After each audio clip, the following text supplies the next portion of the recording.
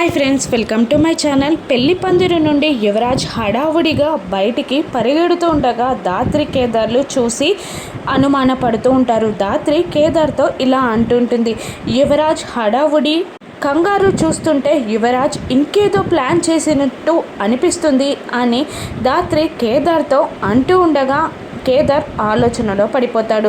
యువరాజ్ అంత హడావుడిగా బయలుదేరింది ఎవరి దగ్గరకో కాదు, మీనన్ దగ్గరికి. మీనన్ ఒక పెద్ద మనిషిలాగా తెల్ల బట్టలు వేసుకొని తలకి కండువా కట్టుకొని సైకిల్ మీద మాధురి పెళ్ళికి వస్తూ ఉంటాడు.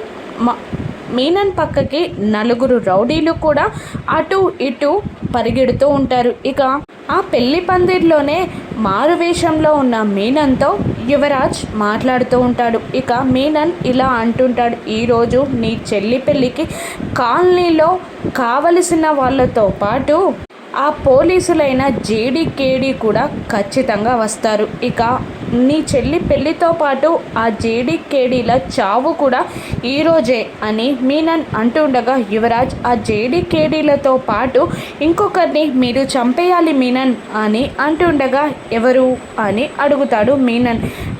నా కుటుంబంలోకి నా స్థానంలోకి వారసుడిగా అడుగు పెట్టాలి అనుకుంటున్న కేదార్ని అని యువరాజ్ అనగానే చంపేయడమే కదా, చంపేస్తాను, ఎవరినో చూపించు అని అనగానే యువరాజ్ కేదార్ని మీనన్కి చూపిస్తూ ఉంటాడు. ఇక తనని చూపిస్తున్న యువరాజ్ వైపు కేదార్ ధాత్రి ఇద్దరు అయోమయంగా చూస్తూ ఉండగా మీనన్తో మాట్లాడుతున్న యువరాజ్ని వెనకాల నుండి కౌశికి యువరాజ్ అని గట్టిగా అరుస్తూ ఉంటుంది. ఇక యువరాజ్ టెన్షన్ పడుతూ ఉంటాడు. బాయ్తో మాట్లాడంగా అక్క వినేసిందా అని టెన్షన్ పడుతూ ఉంటాడు. నిజంగానే కౌశికి యువరాజ్ మాటలని విన్నదా?